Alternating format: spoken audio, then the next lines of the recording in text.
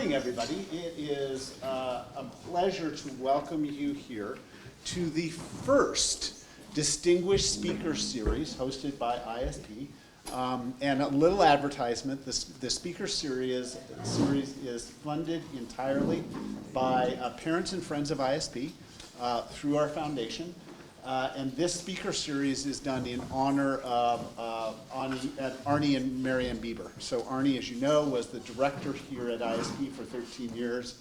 And as he was ending his tenure, there was a lot of excitement about building a fund specifically to bring prominent speakers to the school to inspire us, to engage us and empower us.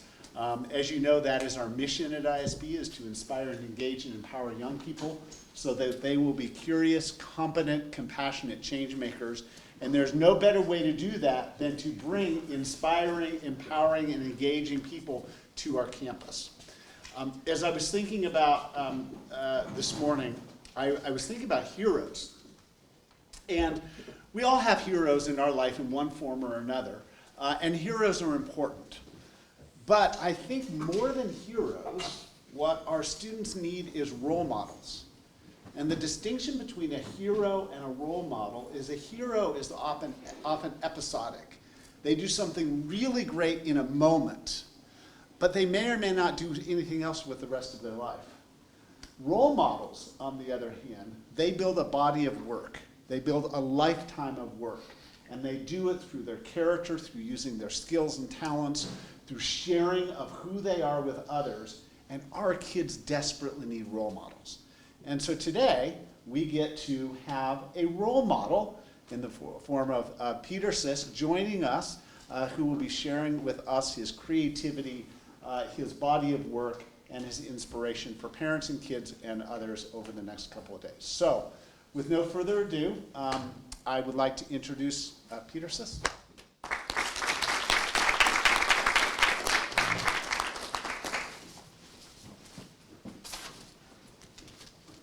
Oh, good morning, everybody.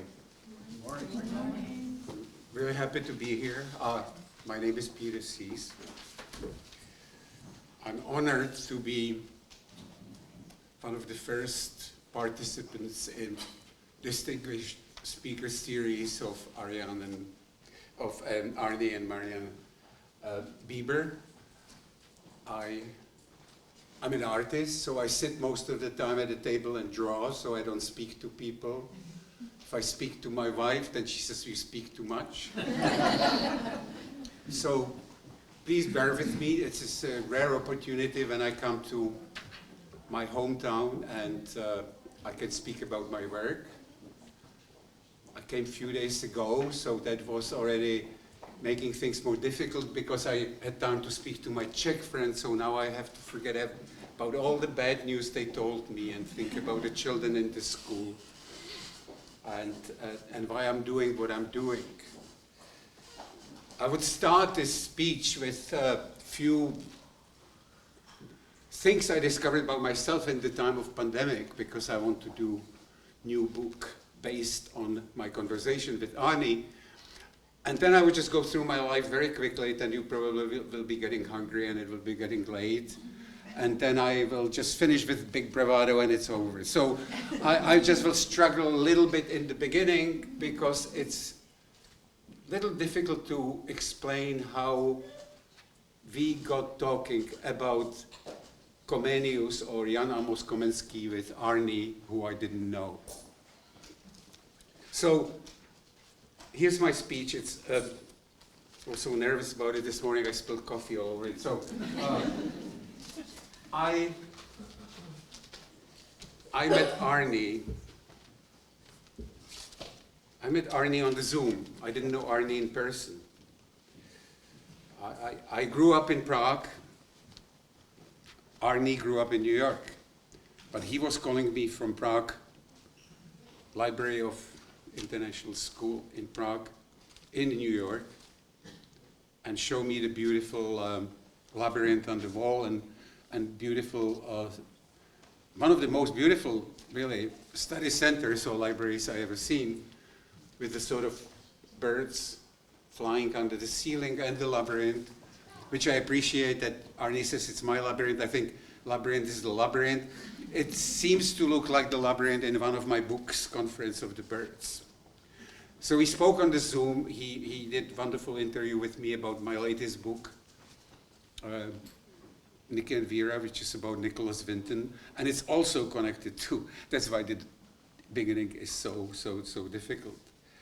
And we just talked, and he said, you know, everything's closed in Prague in the time of pandemic, and I just walked with my family. We were all alone on the Charles Bridge. And Charles Bridge is fascinating for me my whole life since I was little, because I always thought how many people walk on Charles Bridge through the years, and they were good and bad, and they were some amazing people, if it was Einstein or Paganini or Anderson, and I think all heroes of my books were on Charles Bridge.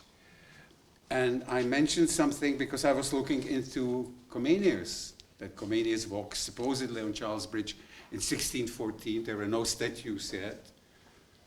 There was still Rudolph, and there was still tolerance for the Protestants. And then supposedly again, when the coronation of the Frederick of Pfalz was taking place. And when I mentioned Comenius, because he mentioned Labyrinth, and Comenius wrote a book, Labyrinth of the World and the Paradise of the Heart, he started to talk about education, Arnie, and he started to talk about how, he said, my footprints are outside the school, and actually I used to stand there and say hello to students every morning, and I thought, this is really amazing. And then he showed me the, if I would know how to move it, yeah, thank you so much. That this amazing wood carving is here in school, that he found it in some old cellar. But it basically, after all these years, it's a motto of what I was trying to do my whole life. So I usually don't read, but here is the plaque, what Arnie discovered and put on the wall of the building. International School of Prague. We are all citizens of one world.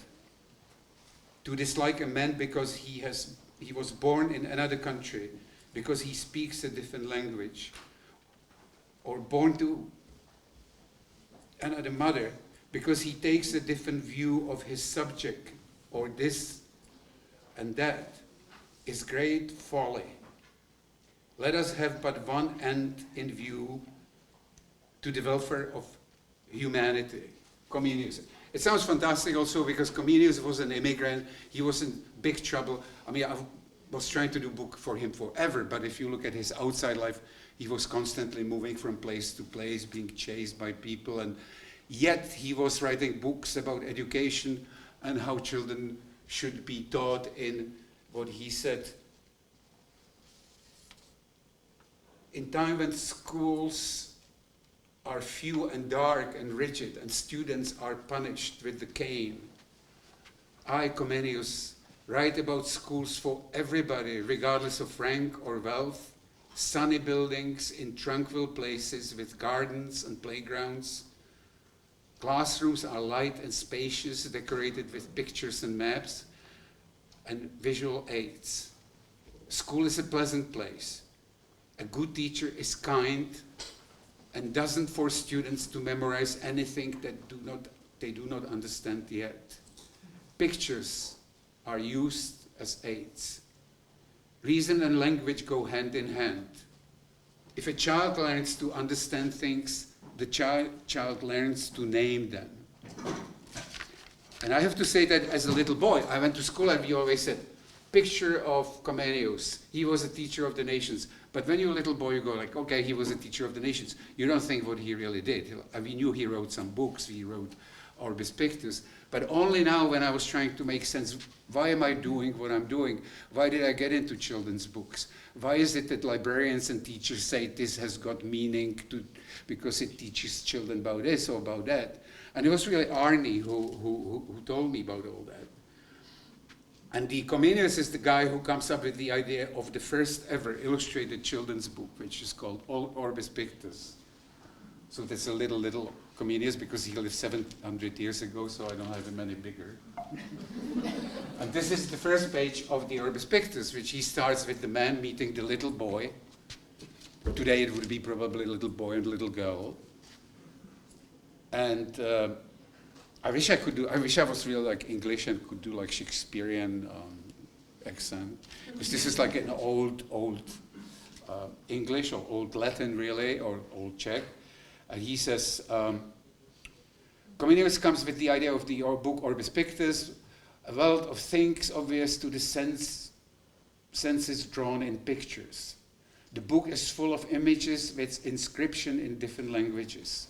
It starts with the teacher meeting the student. So until then, there were no books where you could see picture where they would tell you, these are the birds, or these are the fish. This is how you make bread. This is how you make book. This is even how you do war. But it was like sort of encyclopedia in visual, which probably children now can see on the phones or iPads. But he was really revolutionary in the way that he came with this visualization.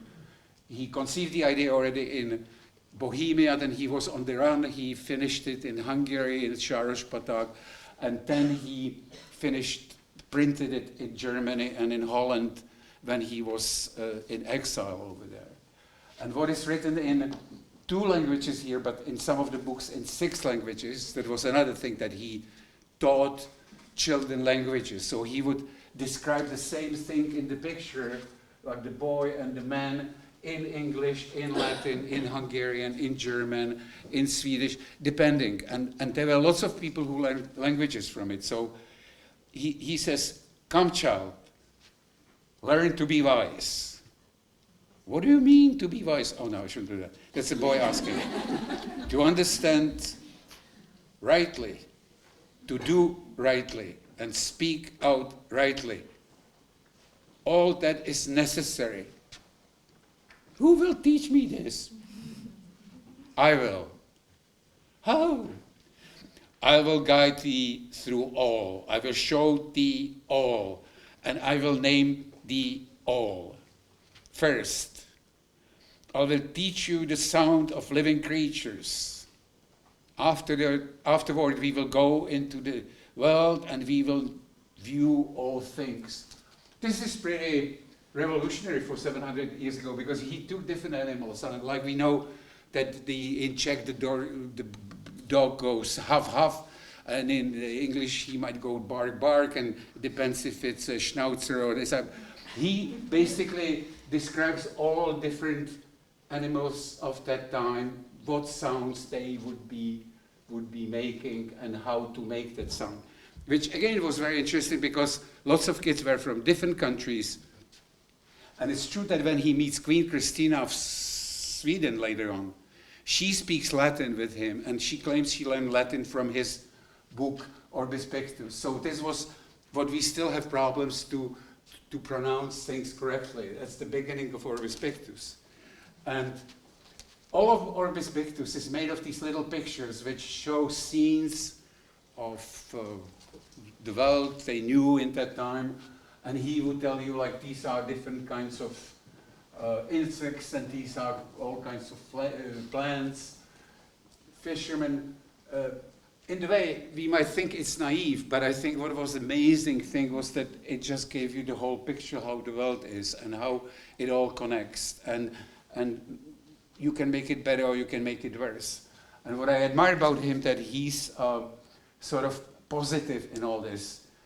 Even this is happening in the time of 30-year war, when all these armies in North Germany and from Denmark and Sweden coming down to Germany and Bohemia, and for 30 years everything's sort of destroyed.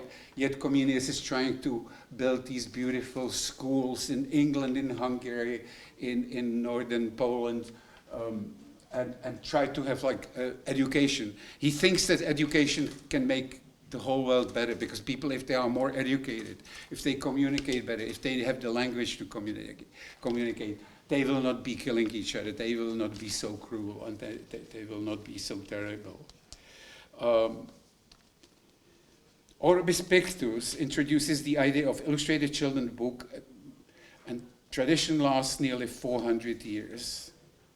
The problem is that I all of a sudden realized that Arne is really, he is dedicated educator, that he really thinks about how the school should look and how teachers should be treating the students and dealing with them. And for me, it's so amazing to see the school with the playgrounds outside and with the gardens. And that this is really, I would say, like this is lots of light and lots of like a pleasant feeling. I've been to this school like 15 years ago when it was still being built. So then it didn't have that same feeling. But I can understand now what he was talking about on the Zoom when we met for the first time. We met since then in person, so he told me about his shoes being in that sidewalk, and that's how I got a picture of that. Amazing thing is we also talk about my new book, Nicholas and Vera, which I will talk about later, but again it shows that this Nicholas Winton, who did amazing thing, why did he do it? Nobody knows. Somebody's good, somebody's bad. But he went to school in Stowe, which is a progressive school outside of London. And there was Principal Mr. Roxburgh, who had similar education about similar ideas about the education, and they had even like the coat of arms of the school was like put the needs of the other people first, and he was educating all these boys to be helping people, to be always giving, to be trying to help. And maybe that would be one of the answers why he decided coming to Prague, really skiing or as a tourist, and would see these children in the camps that he would try to help them to get out. I mean, nobody knows exactly, not even his daughter, but it seems like his education was a big part of it. So here's one close picture of Orbis Pictus. We're coming to the end of this first part, which is like really difficult because it's so many things are connecting, then it's going to start flowing.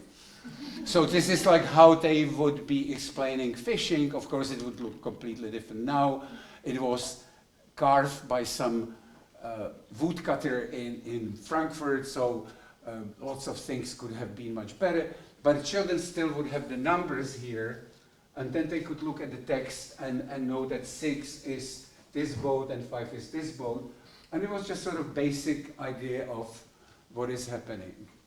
And now I have to segue, because sometimes I'm looking for segues. So this is a picture of from when I was growing up. There was no color when I was growing up, because this was in the 50s, in the time of communism. There was no color. Everything was black and white. Just big red signs everywhere.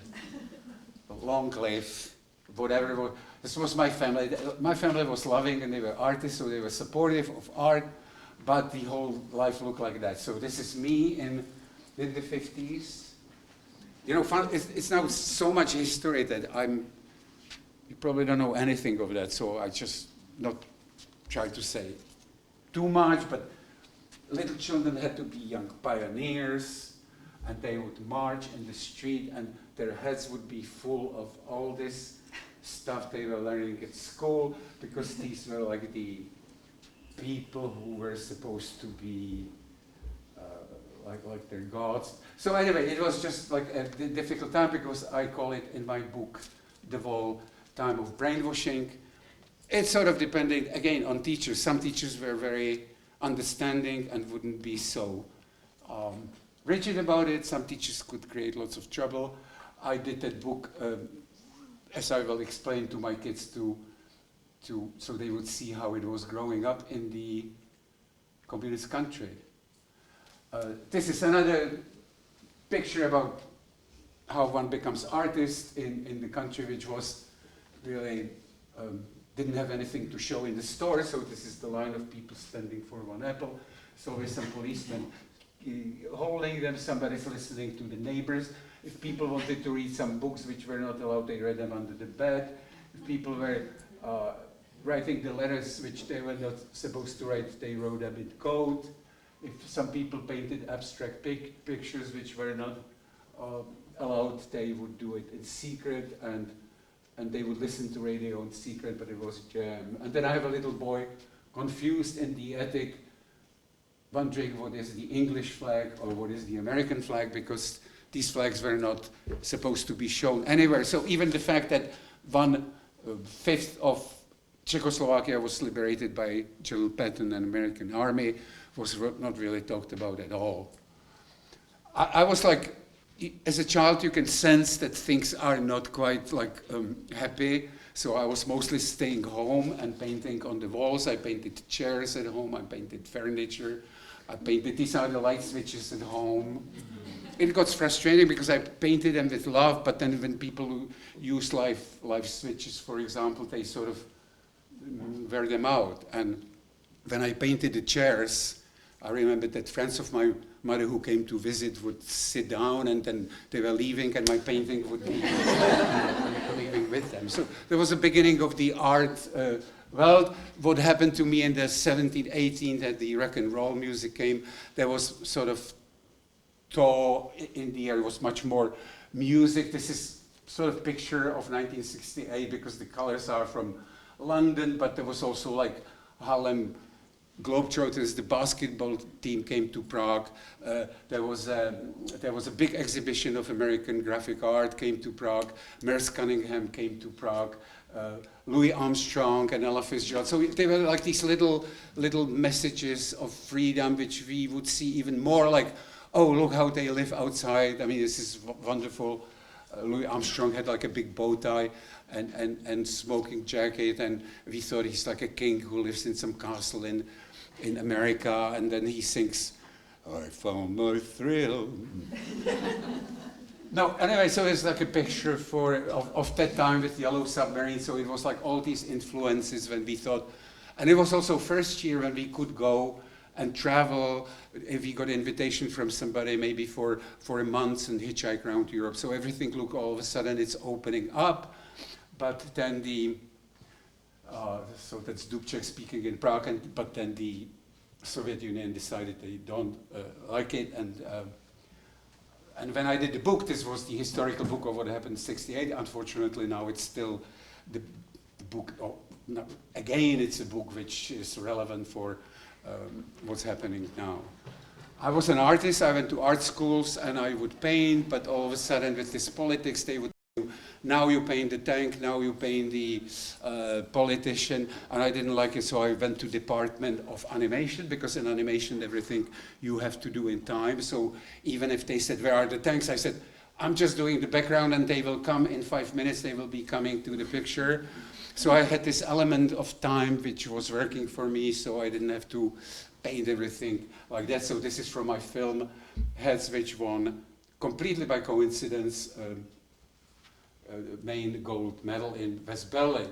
That sort of opened the world for me because I was invited to make a film in Los Angeles for Olympic Games in 1984. Probably most of you were not even born, but I was sent by the Czech government to Los Angeles. I was supposed to make this film. So in my book, The Wall, I have this man flying on the wings to America. I started to work on the film in Los Angeles. I had visa for like 4 months.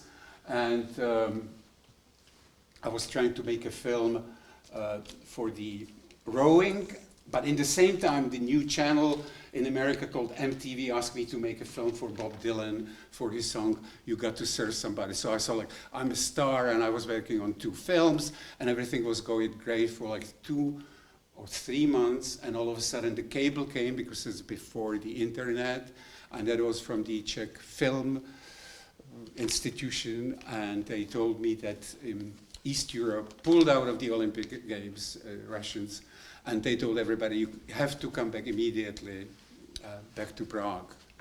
And this is so impossible to explain to kids, or my kids, like if somebody tells you, you have to go, that you have to go, because otherwise you are in trouble.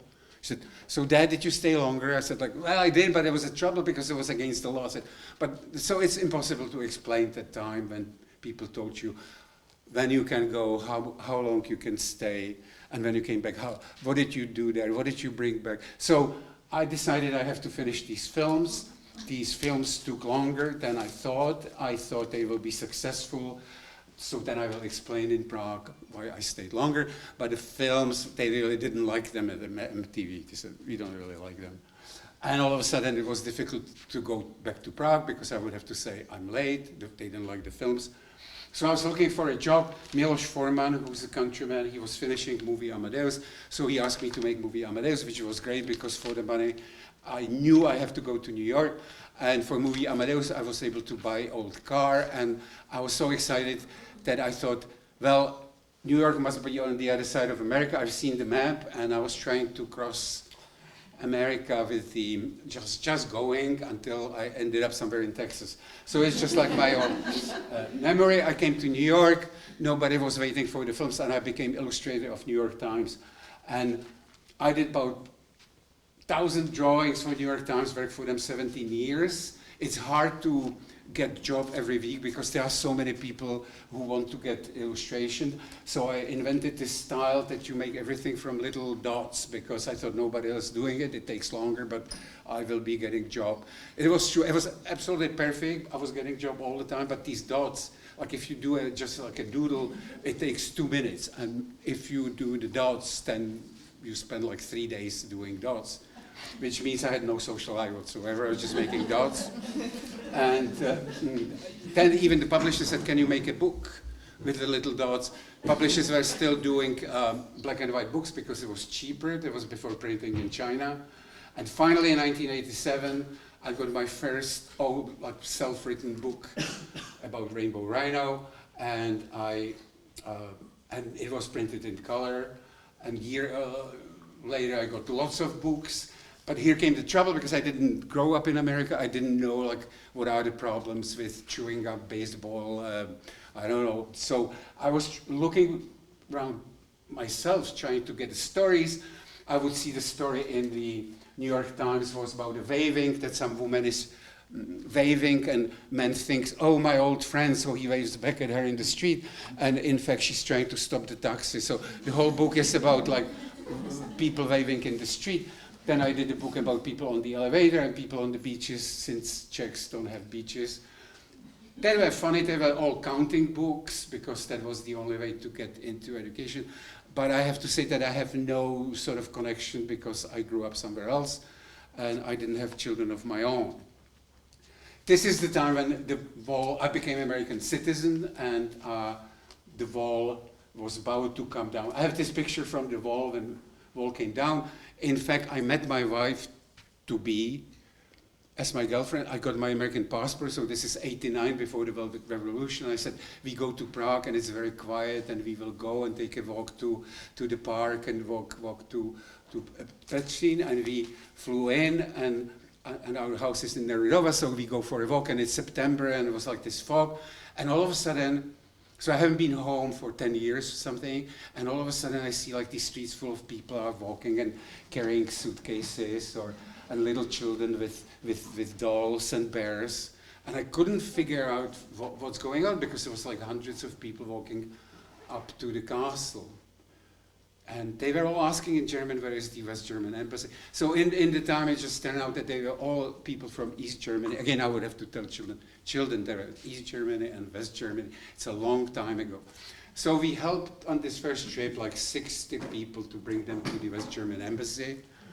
I was still very suspicious of the Czech police, because my wife, I would hear her, was telling them, oh, I am film editor in New York. I said, don't tell them anything, because this will end up badly. But they got to West German embassy, and now they're living 30 years in freedom. And so I did lots of things to celebrate the freedom, Václav Havel, these very different posters. And I have to say that I wanted to always do a book about Prague, but nobody was interested in book about Prague. Prague wasn't really that much famous. It was like Venice, Paris, maybe Prague. And all of a sudden I get a phone call from this editor at Doubleday who says, hi, my name is Onassis, and I would like you to do a book about Prague. And I knew the name. I wasn't like completely stupid, but since I'm not American, I thought like it can't be the same Onassis who was in the like 20 years ago. But then it turned out to be that she really was Miss Onassis. And Miss Onassis came to Prague when Havel, just in the very beginning of the freedom in Prague, and then I met her, and that was a problem because I could see it's Mrs. Onassis, but in that moment I didn't know what to say. Like I didn't know if I should say, "Are you this Mrs. Onassis who?" so I was pretending like she's just Mrs. Onassis. I said, hello. I said, "Do you want coffee?" I said, "Yes." And she said actually she loved architecture in Prague, and it would be wonderful if I could do some book about Prague and just somehow capture the feeling, and I can do anything I want. That's like 2 times in my life, and somebody said you can do anything you want, and it's very hard because all of a sudden you say, well, couldn't you tell me more, like, is it for children or is it for adults? And maybe, no, do everything you want. This was interesting because we were expecting our first child, and it was hot in New York, and I didn't want to leave my wife that I would say, I'm going to Prague to do some drawings in Prague. So I was in Soho of New York painting Prague, having some books and postcards, and making a book about Prague in New York. And then, because Madeleine is born just in that time, this is very funny now because she's gonna be 30 in December. So I wrote a letter in 1994. My dear Madeleine, sweet little round daughter with beautiful eyes and constant smile. By the time you can make sense of this note, it will be the 21st century. I was smart. You were born in New York in the New World, and surely you will be wondering one day where your father came from. This book is to explain just that. You might never speak Czech. She doesn't speak much. You may prefer other parts of this beautiful planet. Blue seas, green islands, bustling metropolises. You are free. That was the most important. However, one day you will enter Prague, the place I grew up, in your silent slippers, soft as the cat's paws, and you will be looking for your keys. Maybe if you find the keys, unlock the mystery of Prague very, very slowly. I could give you dates, I could give you history, but only you will decide if you want to know. You might find some of the lost marbles I played with. You will hear the same bells I listened to in my childhood. Prague is a magic place if you take time. Rainer Maria Rilke wrote, I know my little mother Prague to her very heart, The heart always keeps the deepest secrets, and there are many secrets in these old houses. By the way, don't be afraid of the old black cats. Kiss, kiss, Peter. So I wrote this, it was very emotional, and it was sweet because Mrs. Onassis, then look at the finished art, and little Madeleine didn't know it's Mrs. Onassis, so she was messing it up. But it was also funny that I wrote in this that she might find some old marbles I played with. And we came to Prague like 10 years later, and our son had these action figures, and he had like a little ball, like a little marble ball, and they were kicking that ball or something. And somehow he lost that marble in one of the rooms in Prague. And then I was like looking at this book. I think they left or they were on the walk. I found that little marble, and then I thought like, oh my God, I wrote something and it's coming alive now. It's coming alive. It's just like a zombies. Oh, until my wife explained that it was his, but it was an amazing moment when I thought my writing is coming alive. I'm just telling you that because in other countries it would make completely no sense. So this book is loaded with whatever were my emotional memories of the old Prague. In the end, I decided to put in the black cat who would be going through the book, and I don't really like cats that much. My brother does, and then I was sent on the tour. What was my big first book tour of America, from city to city, everywhere, and all of a sudden, like I thought it would be people who like Czech Republic or have like some connections. And all of a sudden I would see more and more people who had t-shirts and they had cats on the t-shirts, or like, and you wouldn't believe how many people who are cat lovers like out there who really love cats, maybe more than Prague. And there was some woman who bought like 6 books for her 6 cats, and then it was getting like really sick. And so just interesting how I connected Prague to cats, which I didn't know before, and it just happened that way. So this was the map with Mrs. Onassis as the angel, and different pictures. This is top of Nerudova Street where I live. I sort of invented little things, but the children were growing up, so Mrs. Onassis was no more. We lived downtown. Madeleine was, I noticed that Madeleine, we called her Madlenka, but now she hates it because people come to her and say, "How are you, Madlenka?" And she's like, she's now going to be 30, so she can't deal with it. But we were living on the block, which is beautiful, like a little village in New York. And when she had a wiggly tooth at age 5, 6, I thought she's going to come to tell me her favorite person. And instead she went around the block and was telling everybody that her tooth wiggles, and the whole book is about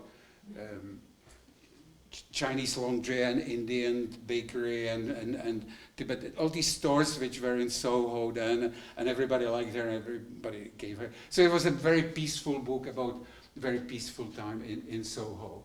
Then he was younger, and we lived across the street from fire station, so he became obsessed with the fire trucks, would dress up in red and was running around the apartment wailing, which was annoying, especially anytime the fire truck came out of the garage. He was wailing, and they started to have a little fights, and then I did book of trucks for him and dinosaurs, and she said, how come he's got 3 books and I only have 1? So then I did 2 books for Madlenka and 1 book, Ballerina, which was for different publishers, so I couldn't call it Madlenka, but I call it Terry, that's mother, that's the Terma. So then I had these books which were competing, and I had like 12 years of continuous sort of joy. In between I was trying to do books, thinking, and this is what I'm trying to do with what we talk about with Arnie, like to be education, like to talk about education, like let me tell you about Galileo Galilei. They read it at school, I don't know how much attention, but it was a beautiful book. Or there was a book about Charles Darwin and how he goes on his ship and does his discoveries. I even did a book about my father, their grandfather, who was a Czech filmmaker and went to Tibet in the 50s, so this is a book about that. Then came another shock, because this is the fire station my son loved across the street on Lafayette after 9/11. And all this little baby book I did about fire trucks, all of a sudden 7 firemen from the fire station perished in World Trade Center. And it completely changed the feeling about downtown New York, about children growing up, about this being a safe place. And also it changed the whole feeling about doing children's books, because all of a sudden I really didn't feel like coming up with some funny ideas about little butterflies or something. So just in that time I did a job which was a public art job for New York subway system. And New York subway system, the subway cars have these long frames, and artists from all over the world are supposed to like make some picture which would be making New Yorkers feel better about going to work, and so they can look at something. And coincidentally, I did this whale like Moby Dick made of the map of New York, and the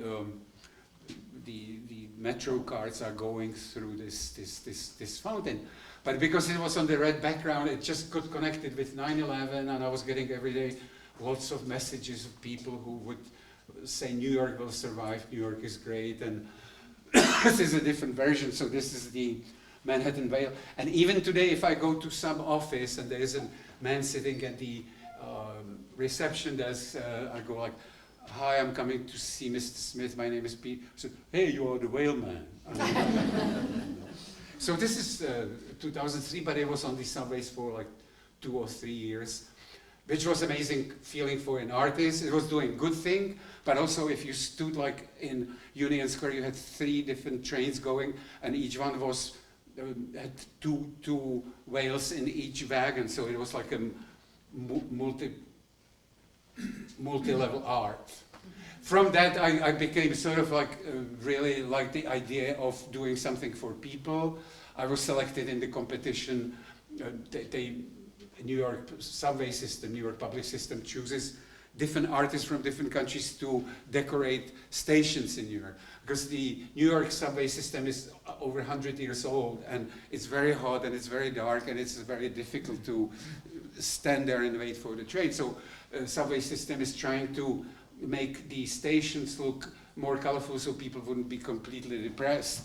So I came up with this idea of the City Never Sleeps. This is actually an old area where Arnie lived, and there are four walls of it's like a big eye of the city which never sleeps.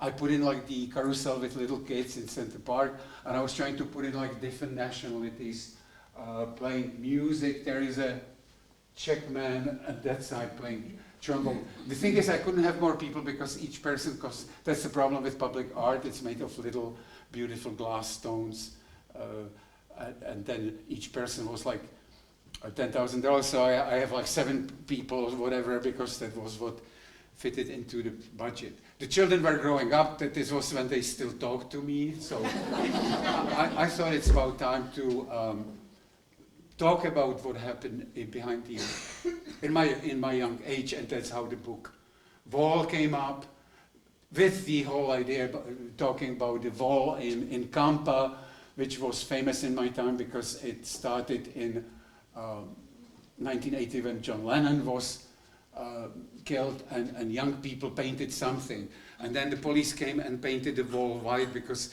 nobody was supposed to be painting on the wall. So the young people came at night and painted something again, so the police came again and painted it white. And this was going on for some time until the police was hiding there and catching the young people who were painting. And then it was what was very sort of Kafkaesque was that the government established a committee of young people who can paint on the wall, who would be young people who will get approval of painting on the wall, and those could paint on the wall, but the people who didn't like these young people who were official painted their stuff. So it was like create this whole thing. What is amazing today is to see that it became a tourist attraction, and that even if they fixed it and made it look terrible, then in like 2 weeks it looks just like something else because people put all these things in it. So from somebody who lived in the old days, it's the ultimate freedom. Sometimes it's difficult to see it as a tourist attraction. But what I like about it as an animator, because I live near, is that sometimes you can see the pictures. It's like growing every day, and it's like moving. It's like story which is moving in some way.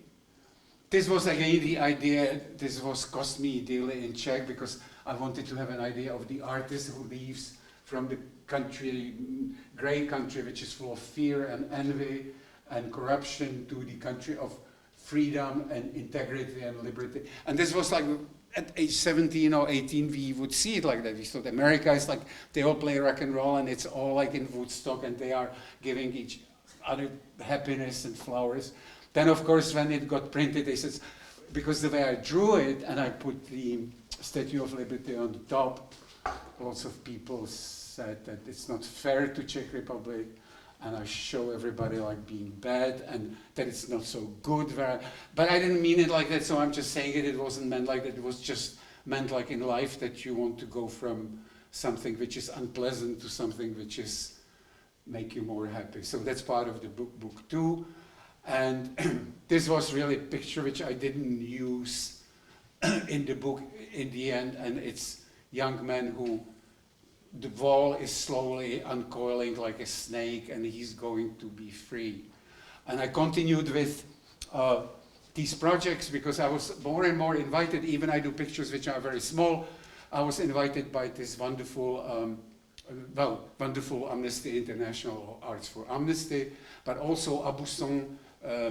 They make tapestries in France, and they asked to make these tapestries, which would be for some sentiments of Amnesty International. So this is what it looks like.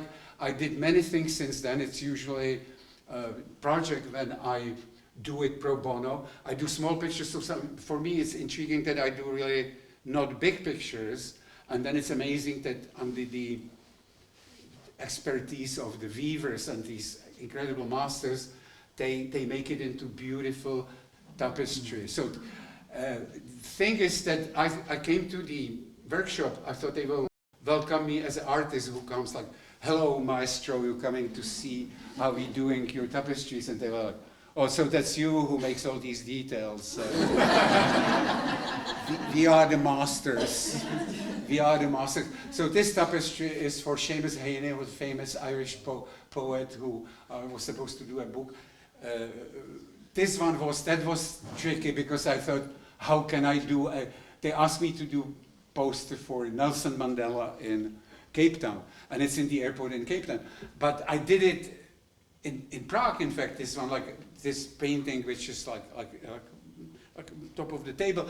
And then I was coming to Cape Town, I thought, what do I know about, I really don't know that much about Nelson Mandela, and they can tell me, what are you doing? This is our national hero. You made him look like this, full of stars or something. But they are so nice, and it still is in Cape Town, and it was a wonderful experience then that somehow when you talk about positive attitude and things which are good for people, maybe they knew also I didn't get paid, so they said, well, he didn't get anything anyway, so.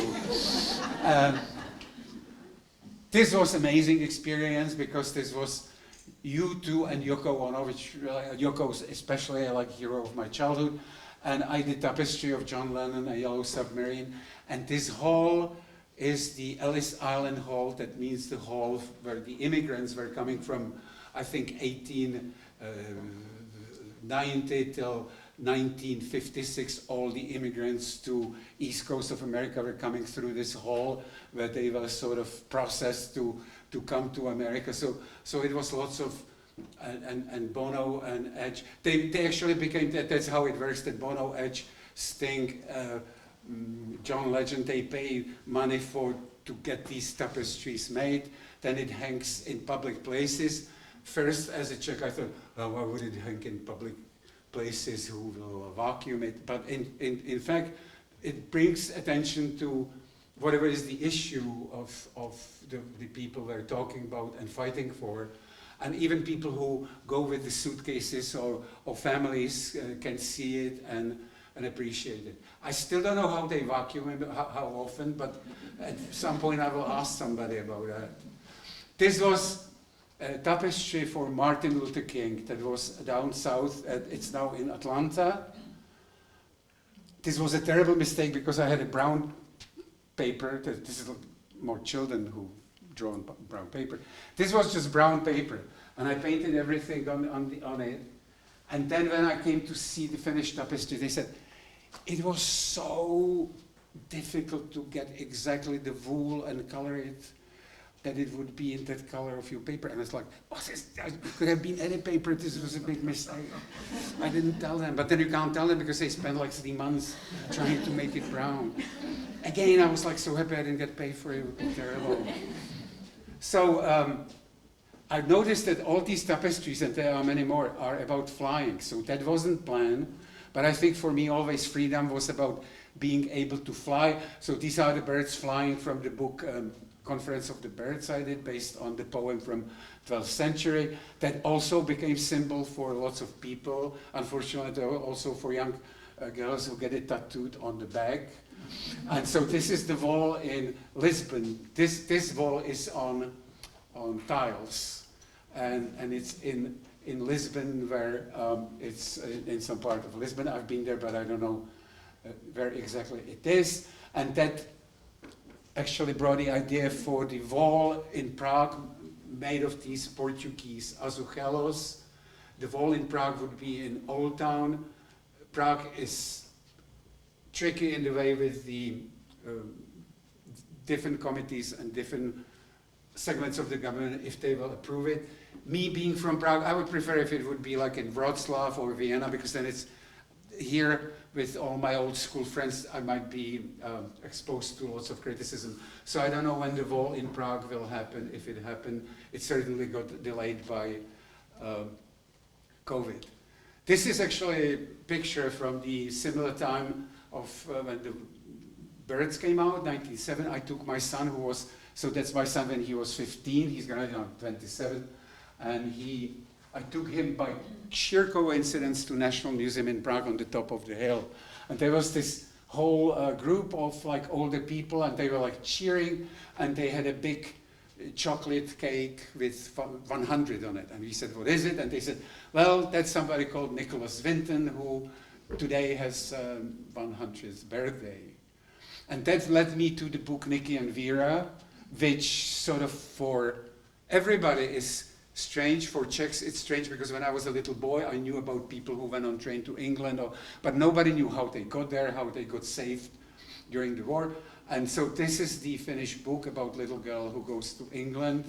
And here is little Nicholas Winton, who is the hero of the book. When he went to school as a little boy in Stove, he was raising pigeons. The school was so liberal that each student could have any animal they wanted. So there were some people who had hyena, and there was some son of the man who was making famous airplanes, who was and David Niven, the actor, was also in that school. And Nicholas Winton is here as a little knight because he was on Olympic team as a fencer, and on his shield he has the needs of other people come first, and that's a school in Stove. And he was just a little boy who was experienced fencer, so this is Nicholas Winton on Olympic team, and he became apprentice in the bank in Hamburg, in Berlin, in Paris. He spoke all these languages, drove car, and he was like progressive young man. And in the same time, I'm showing the life of this little girl who lives in a little village outside of Prague with happy father, happy mother, and she loves cats, so they call her Queen of the Cats, and her name was Vera Gissing. So this is Vera Gissing in the same time, and she's 10 years old. And Nicholas Winton went on skiing trip to visit his friend Martin in Prague, so maybe he didn't arrive with the skis, but I thought it's good for the story when I made Nicholas Winton is here with the skis, and he comes to Prague just when the Sudetenland was delivered to Hitler. Here's Hitler eating Austria. This is Kristallnacht in Germany, and this is the Munich Agreement when they split Czechoslovakia. So Nicholas Winton is interesting even like today because most people in Prague said, oh, it won't be so bad, there will be no war, this just looks bad, but it will calm down. And some people said it will be bad, and some others had this intuition and they wanted to get their children out, whatever it costs or however they can do it. Adult people couldn't get visas. It was a big problem to get visas anywhere, and England was the only country which would let in kids who were under 17. So Nicholas Winton, who was a banker and was very good with administration, he went to the hotel on Wenceslav Square, which now is called Europa, then I had to redo it because in time before the war it was called Schrobeck, so here it's even with the Nazis being there, and it's still there, and he took a room, and somehow the news got round and people were standing in line since 6 o'clock in the morning, and he made lists of people and tried to arrange for the trains, tried to bribe the officials. That's already when the Germans are in Prague, and he with the group of people arranges for these trains where the kids would be able to go to England, and some kids would be 2 years old and some would be 15. This is the sketch, this is not a finished art, and it shows the parents because it's just so awfully hard to imagine that the parents had to bring the kids to the train station. The train station already, there would be German soldiers, so the parents also didn't want to cry because the kids would be crying. The kids didn't want to cry because nobody wanted the other person to be sad, so once the train left, everybody was crying. And the parents said, you will be back in 2 months. And all the kids would be taking care of the little kids, and they would go for 3 days across Germany, which was pretty amazing with Germany as it was. Then they got to Holland, they crossed the channel, got to England, and in England, in Liverpool Street Station, these foster families, that was the biggest problem to find foster families in England, who would take child or two, which can stay with them for, each child had to put down, I think, 400 pounds, and it was agreement that once the danger would be over, hopefully not war, because they didn't know it at that moment, the children would come back. This is the painting of the train going from Prague to London, when you see the kids in the compartment. There was a funny argument in America because the publisher wanted me, the book goes to the right, to draw the train going from Prague to London. But because I grew up in Prague, for me it's always, here is Prague and London is to the left. But even I was in New York, I just couldn't do it going that way, so you're still going from Prague that way. But because it was such a confusing time, I think it doesn't matter. These are the number of trains which are supposed to show, because each train has different number of people. What was important that these trains go from March of '39, just from the day when Germans take over all of Czech and Marino, Czech Republic. So they go through spring and summer, and the last train, which is here, is supposed to go 1st of September of '39. But that's the moment when the Germany attacks Poland, and that's the beginning of Second World War. So all of a sudden, 250 kids on that train never make it. I mean, I have a picture of train when it looks sad because it's standing on the border, but in fact they say the train didn't leave the station, and they did all their research, and I think 2 kids are in Israel maybe, but the rest, 248 kids, didn't survive the war. That was the problem with most of the kids, their families. The kids survived, but then they went home and never found their families. This is Nicholas Winton, who after the, that's very interesting, was interesting for the book because he finished what he decided to do and there was nothing more he could do about it. So he joined the ambulance, so that's him as the ambulance driver in Second World War. And then he, after the war, he worked for United Nations, met his wife from Denmark, had 2 kids, 3 kids really, and lived in the little house and never talked about what he did, because he said, I did what I've done and it's no need to say what I've done. So he was doing all kinds of things, which I show in those little panels, and he was a kind man. And it's funny because this Vera, who's part of the story, she lived very close, nearby, also with 2 kids, but of course she didn't know he's the one who saved her, and he didn't know if she's one of the children who were on the train. This is very amazing, I only seen it now, but this is the real page from what he had as a document of the children, their address, their name, who they stayed with, who put some funds in. And here's interesting because you have Vera Gissing, who's in the book, but you have cousin of Madeleine Albright, you have Alfred Dubs, you have so many people who are somehow connected to other things. And this was used after 50 years.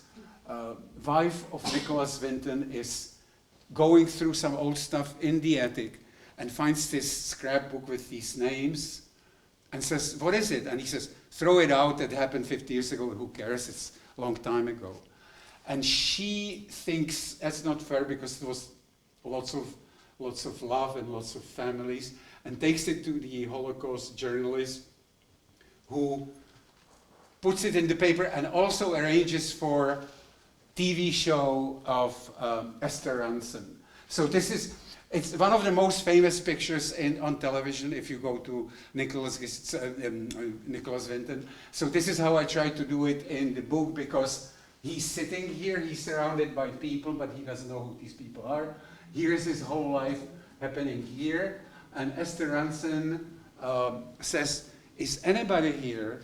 Oh, she says first, like, because he thinks he's on television for some retirement home, whatever, some talk. And she says, no, we have Nicholas Winton who saved these children, so he starts to be a little, well, what are they talking about me? And then she says, if anybody here is from maybe the trains which brought these children to England, and in that moment, it's like this most heartbreaking shot on television, because these people who are now middle-aged people round Nicholas Winton start to stand up, and he's like sitting there going like that, and he's like a little tear, and it's a most amazing moment.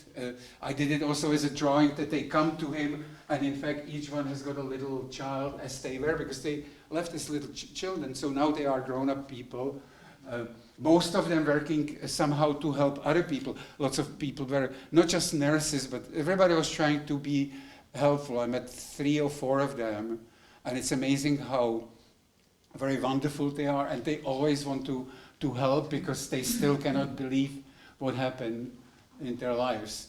This is a photograph from the show. That's Vera Gissing, who unfortunately is not with us since this year. And this is Nicholas Winton, who passed at age 106.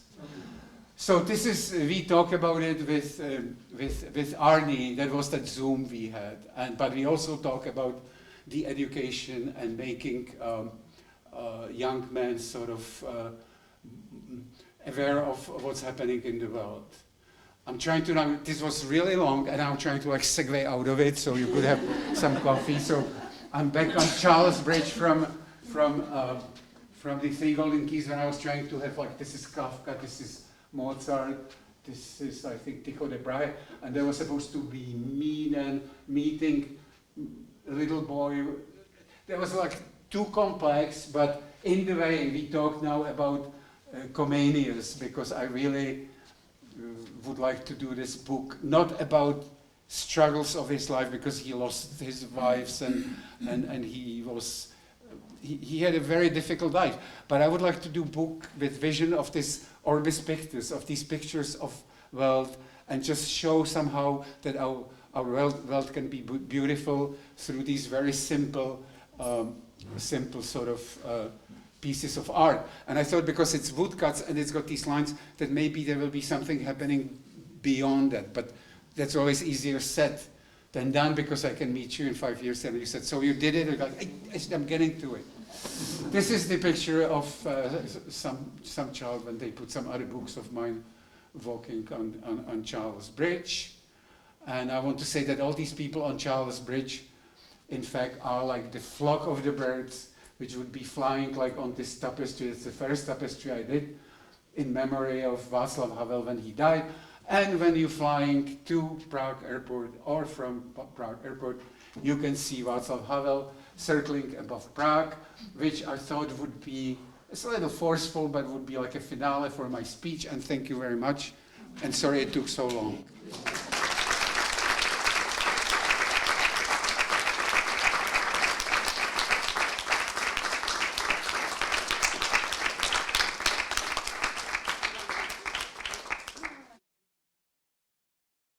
Also, thank you, because all that, I used to do this with love, but through that terrible time of COVID, it was really quite quiet. So this is the first time I can speak to somebody. So I hope your solemn expression doesn't mean that I was. Somebody says you talk too much, you know. So sorry about that. Not enough. I want to say thank you, Mr. Sis, for coming to Prague and sharing those amazing stories with us. It's just, I feel I'm touched. So my name is Dorota Kelleher. I'm a trustee, and I also chair the group of administrators and parents and teachers who are organizing distinguished speaker events, and we are also looking for generous donors, of course. But I want to say that because I'm Polish and I grew up in a communist country, this is like I'm really touched and connected to the stories that Peter, you shared with us, and through the art and creativity you bring amazing message. And I can't keep you here because I want you to go and share it with our students, because that's the ultimate goal, to have those events to enrich children's experience altogether. So thank you so much. Thank you very much. Really, I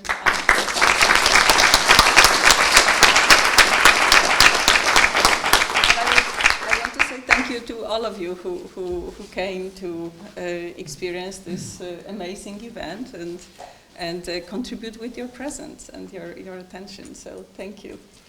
And we will open up for Q&A, but this is a message from Dr. Arnie Bieber and his wife, Mary Ann, because again, that was where the first connection happened, and the beginning of this series was about honoring Dr. Arnie Bieber's time here at ISP. So a message from them. Hello everyone, this is Mary Ann and Arnie Bieber. And it might look as though we're talking to you from the 86th Street subway station in New York City, but we're not. We're talking to you from our home in Ossining, which is a town about an hour north of the city. I want you to see this lovely mosaic behind us. It's an example of Peter's great work that's scattered throughout the city.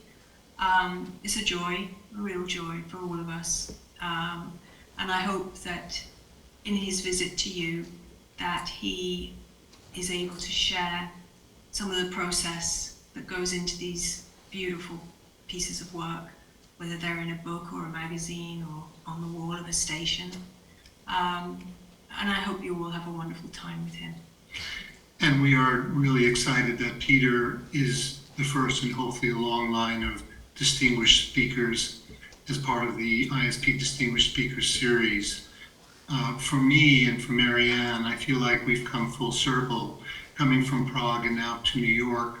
For me, originally coming from New York, Peter has a long history not only in the Czech Republic but in New York City, as Marianne said, with these mosaics and many other forms of art, working for the New York Times, as well as an amazing tapestry on Ellis Island.